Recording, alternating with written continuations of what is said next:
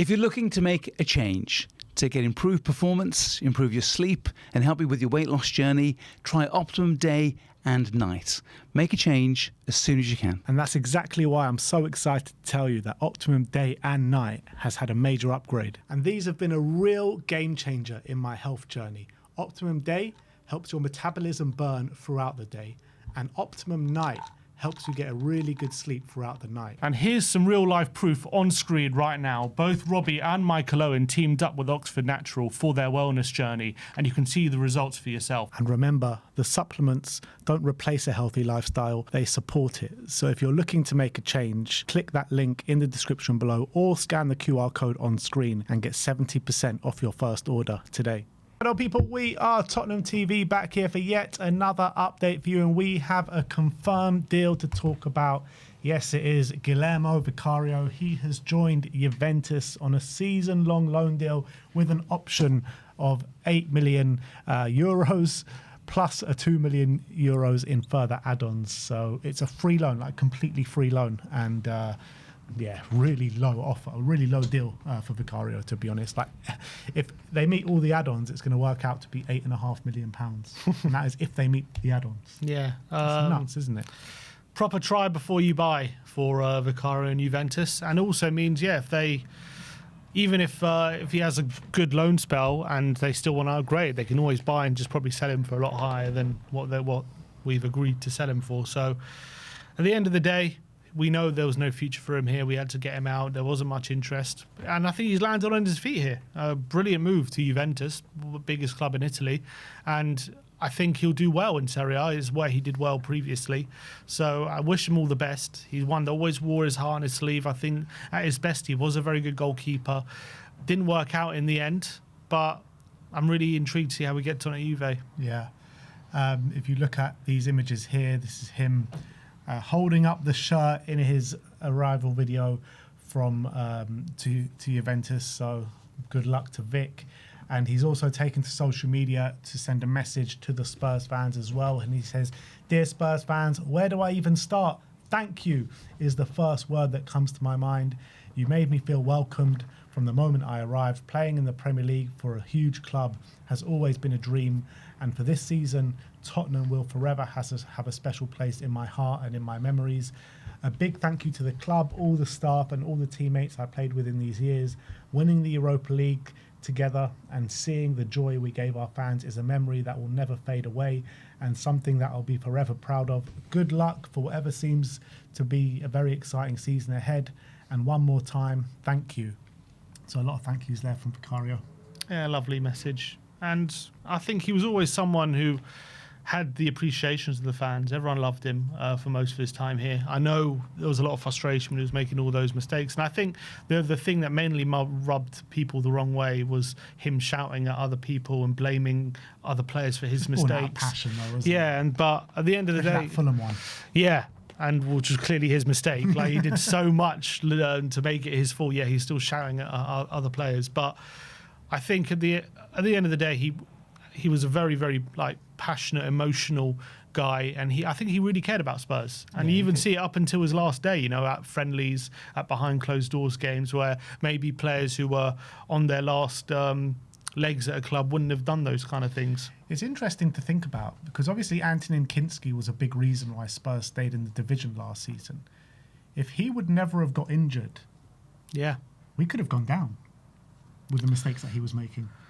Yeah, I mean, he had the hernia op, didn't he? Yeah. So if he would never have had the op, yeah, because that's what kept him out. Yeah, we would have gone down. Yeah, we would have gone down probably. How crazy is it to think about? It's crazy. Such a moment in time where it could have gone one or either ways, because he was playing with the hernia right for so long.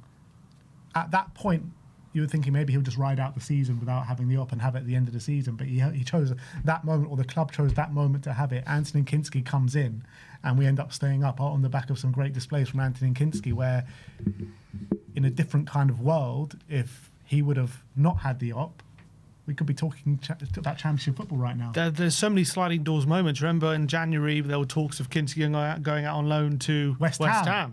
So imagine that would have happened. And then you know, if Vicario would have had the op, we might have had Hermansen in goal for those last 7 games or something. Like, Yeah, and Kinski could have kept West Ham up. he could have kept West Ham up, and then he could be their number 1 right now. He might have signed for them on an option.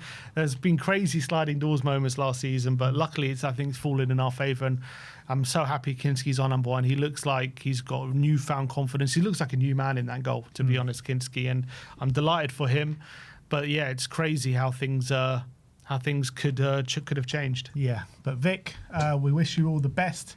Thank you for that Europa League trophy, and hopefully you make a success out of yourself out in Italy and in Turin. But let's move on and let's talk about the Savinho situation. The never-ending story. Daily Savinho here with you once again. A Man City ITK called Real Tommy says he says all going to happen quickly now.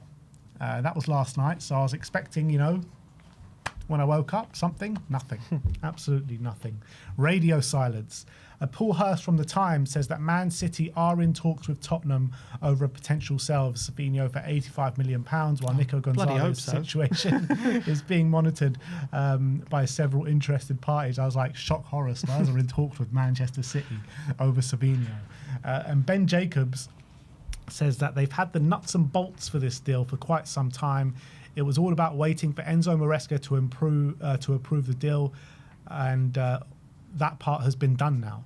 Tottenham might need to be patient, but Savinho is definitely still a concrete possibility. It's only a concrete possibility right now. So he is saying as is Gakpo. So he is saying that Enzo has approved it. That's what he's saying, yeah.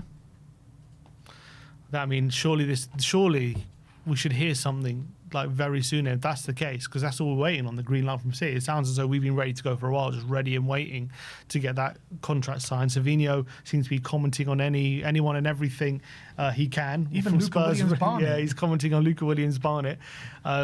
He's been posting on social media some cryptic stuff, whatever, some emojis. You can read into that what you will. He's been posting kissing face emojis and whatever. I don't know what you can read into that, but he has been posting. You can read into it that he's a man with a lot of love. So, I mean, how much closer can this deal get before it gets done? For God's sake. Well, I mean, that Ben Jacobs thing, that Spurs fans or Spurs are going to need to be, patient. Patient? Like, how much more patient can we be? We're waiting for this deal for over a year, man. God, this is more than patient. This is, I don't know what's more than patient. I don't know, but I am just beyond waiting. I don't know. Does City just want to screw us so he doesn't play for against Brentford? Is that what it is? Why would they even care about that? Just I don't know. Just to screw us over. Looking at it though, with the makeup of the City squad right now, they don't really have many options on the wing. Yeah, I mean, this is what I was saying. On right wing, which we know Savinho can play, and I think he's been playing there most of pre-season. Even right or left. They've got 2 wingers in their whole squad.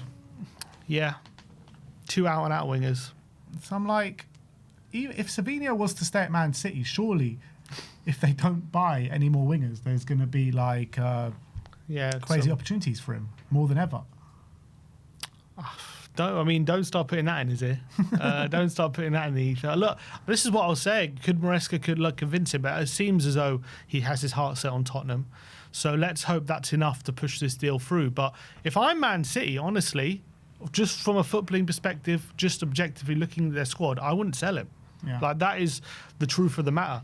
It's all about, can Maresca turn his head and get him to stay, which is mad. We're talking about someone convincing someone to stay at Man City rather than come to Tottenham, which is a bit of a crazy sentence. But let's just hope that Savinho's willingness to get this deal done and De Zerbi's pull is enough to get this over the line, and also obviously the money. Let's hope we put enough money, but set to accelerate. I mean, how much quicker can this deal go? How much slower, you mean? Mental. For me, it said a lot when he wasn't in the squad and he pulled out of training. I think that says everything that we need to know, like, in my opinion, because he was a key part of pre-season before that moment. He pulls out of training. He's not in the squad for the Community Shield. I think that's very significant in this deal. Yeah, but 2 days later, we're not really hearing too many proper developments. It's going to pop out of nowhere very, very soon. Which is going to Fab's going to drop a here we go. Yeah, it's the quiet without. We're going to get a Fab retweet at some point today or tomorrow. The here we go will follow that, and then we can all set off into the sunset. in time for Brentford, though? Well, if he needs to be registered by midday on Friday if he's going to play in that Brentford game. So, yeah, it's looking more and more likely. yeah, it's looking bleak for Brentford, but hopefully for Newcastle Yeah. or even Charlton. Just as long as it's done September 1st at this point. I don't really care. You know, we've been going like, we need to get business done early. Just get him in before the deadline. I mean, even man. that headline before, Sam Tabator says Tottenham have set deadline for Savinho deal to be done. You click on the article, here's September 1st. It's like, we've set the deadline of the transfer deadline. Fantastic. Yeah, cool. The headline of that article, this is in the Evening Standard, by the way.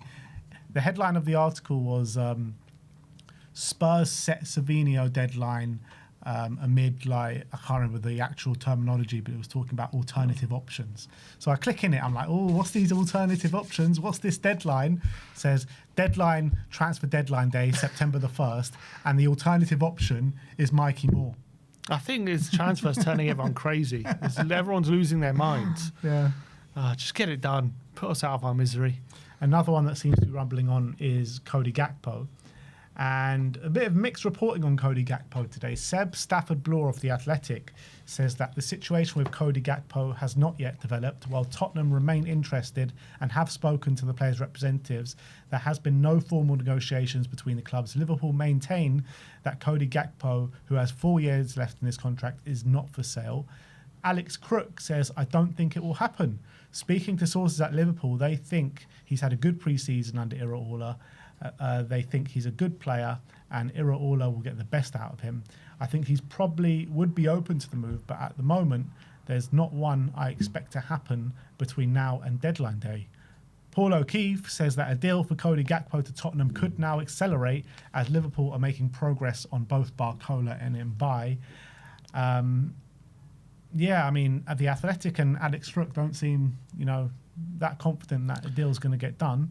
I mean, they're talking. I mean, Seb Stafford-Bloor himself is talking to Liverpool sources, and so is Alex Crook. He said he's talking to Liverpool sources. Now, their stance until they've got their replacements is going to be he isn't for sale, and he's going to be here next season. That's going to be the official comment. Obviously, they're not going to say that he's on his way out just yet until they've confirmed their deals. And then once that happens, then you're going to see their stance soften. I'm pretty sure of that. So I wouldn't take what Liverpool say at their word.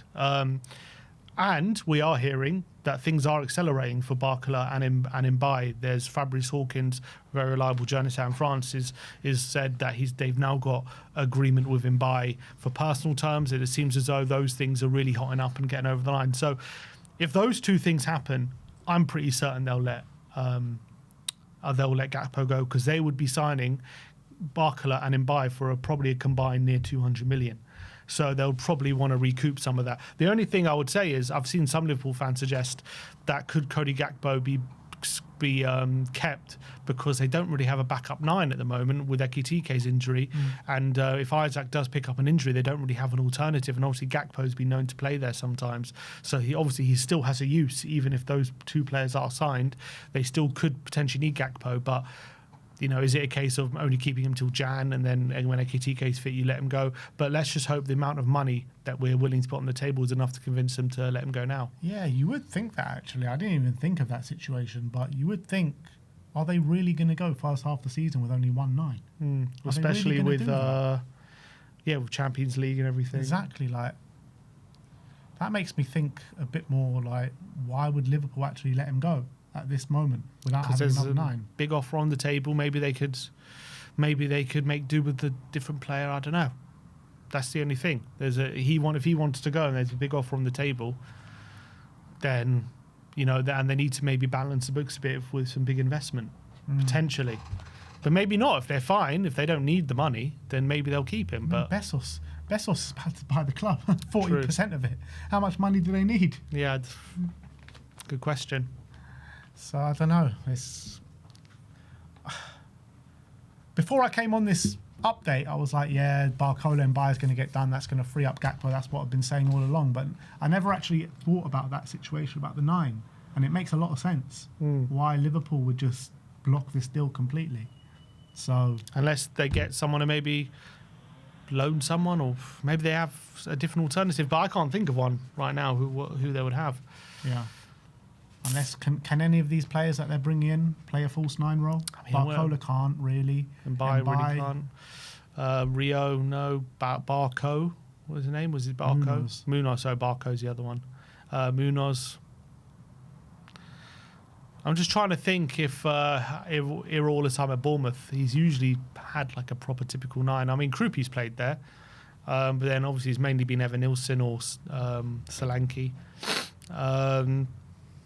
So you would think he would want 9 there. But then when is Ekitike fit? Are they going to keep hold of Gakpo just till Ekitike's fit? And that could be like November time potentially. Yeah. So is it worth it? If he is coming back into the frame in November, I was thinking it was more later. Like early part of next year or like December. It could be. December, January. If it's November, it's not the end of the world, I guess. But when it gets to like December through the busy period in January, that's when you really need to utilise your squad. Do you think if Liverpool tell Tottenham, look, we're keeping him until Jan, but if Ekitike comes back fit, maybe we'll soften our stance in January. Do you think Tottenham accept that? Or do you think they just go and sign someone else? I would hope they would go sign someone else. I don't know who that someone else is, but we need players in now. We can't be waiting for January. Like, our forward options are in dire straits right now. We need someone now. We can't be waiting until January to fulfill a role. And what if Tottenham decided, you know what, we're going to hang on to Mikey Moore till Jan, and then in Jan Mikey Moore go on loan and Gakpo will be signed? Yeah, I mean, there's complete levels between Mikey Moore and Cody Gakpo right now. We need someone, like I keep saying, that's going to bring you that guaranteed goal contributions. And I think Cody Gakpo does that. But then again, you're thinking, if Gakpo doesn't come, who will actually bring that? Who can you sign that brings that kind of guaranteed goal output? I don't think there is many on the market. Let's just hope that Mbaye and Barcola is enough to allow Liverpool to let him go. Yeah, let's stay positive. It's going to happen, people. Let's talk about Harry Kane. Harry Kane. Harry Kane, Kane. Anyone want to talk about Harry Kane? Hello. So Harry Kane... You know it's a big bomber because we didn't lead with it, so it must be a massive bomber. So Harry Kane has he's actually done an interview regarding his contract situation. But Team Talk are reporting that Al Hilal have held discussions with Harry Kane's reps over a possible Saudi move. Kane tops their striker shortlist, but a transfer appears unlikely as Bayern work on a 3-year extension deal. Tottenham and Barcelona are monitoring the Kane situation, who has entered the final year of his Bayern contract. His comments yesterday, speaking in the press, says, "I only have 1 year left of my contract, so now is the time to talk about it. We'll discuss it over the next week or the next week after that. Both sides are completely relaxed." Well, I hope it's this week, because if it's the next week, he might run out of time to sign for us. Yeah, look. Do you think we're waiting for Kane? Are we waiting for him? Is that what's going on? Is that the bomber? We're just what? It is very peculiar about these Bayern contracts. I have to say, it is very peculiar because there was all the talk he was going to sign. Everyone said he's happy to sign. Now he's saying we're going to discuss it. I mean, before he seemed pretty certain it was getting signed. He was like, "Yeah, I'm really happy here." And I was watching the interview. There was just something about it that didn't seem right. I don't know if I'm reading too much into it, but in terms of the way he was speaking, it didn't seem to me fully convinced that he was going to sign a contract. I can't see him going Al Hilal. Not yet. I think it's way too early for him. He knows he's still the best striker on the planet right now, and I think he's a guy who really cares about his legacy, how he leaves the game and all that kind of stuff. I can't see him going to Al Hilal right now, and he knows he could probably go to Al Hilal at 40 like Ronaldo and probably still get a shitload of money. Yeah. So that ain't happening. It is a bit peculiar what is going on with him and Bayern, because for all the world to see, all the reports, and also what he was saying, it seemed as though this was a done deal with him and signing a new contract. But maybe something's happened. Has he reconsider? Has De Zerbi the shark got his teeth into Harry Kane and convinced him that maybe Tottenham's the place for him right now? As I say, I would highly doubt he, with how old he is, he would want to spend a year outside of the Champions League. I'll be just very surprised if he's willing to. But maybe De Zerbi's powers of persuasion shouldn't be underestimated. Well, I want to know, has De Zerbi spoken to Harry Kane? That's what I want to know. As long as if he's spoken to him, there's a chance. It's pretty much done deal at that point. Come on, Harry. You know you want to. Come on, break that record. As far as Tottenham monitoring the situation, I'm pretty sure it's probably just they've been watching him at the World Cup. That's probably it. Let's see. He hasn't signed the contract. Watch your space. Yeah, he hasn't. I wouldn't be totally surprised if Tottenham have tried to contact, Charlie in his camp to see and put some feelers out to see if it's even possible. I'm pretty certain they probably have. Yeah, and probably the resounding answer has been like, no, you're not in the Champions League. But if De Zerbi can put the feelers out, if De Zerbi can get on the phone to him, can he convince him? Who knows? Probably not. Probably not. But who knows? And last but not least, Emi Martinez. There's been a very strange link from Footy Insider who claim to have an exclusive saying that Tottenham are lining up a move for Aston Villa goalkeeper Emi Martinez, who apparently is about to undergo surgery, isn't he? Something like that. Look, he ain't coming to Spurs. This is pointless. SZY did say a few weeks ago, that Spurs might look to another keeper towards the end of the window. Yeah, and it won't be Martinez. Even if it was true, we're not getting Martinez because that's not the kind of keeper De Zerbi wants. He wants someone who's good with the ball, and Martinez isn't particularly good. Such a strange link. It's just BS. I think they've probably written into AI who could Tottenham replace Vicario with. They've probably found Martinez has come up because AI doesn't know the nuances of what we want. And they go, you know what, maybe Tottenham are going to go for Martinez now, even though Vicario was never our number one and Kinski's going to be our number one in the season. And everyone's happy with Kinski. He's been brilliant in pre-season. He's had a brilliant end to the season. We're not getting another keeper to replace him now. Yeah. Now, if it happens, it'll happen in a year's time if he's proven not to be good enough. But I think for now, we're going with Kinski. And even if that happens, he'll be 34 by then. And it won't be Martinez if it does happen, yeah. So we can stop talking about that one. But that is your Tottenham update for today. Let me know in the comment section below your thoughts regarding all the news that we have spoken about today. Let's bring Harry Kane home, people. Like, subscribe and comment. And as always, come on you Spurs.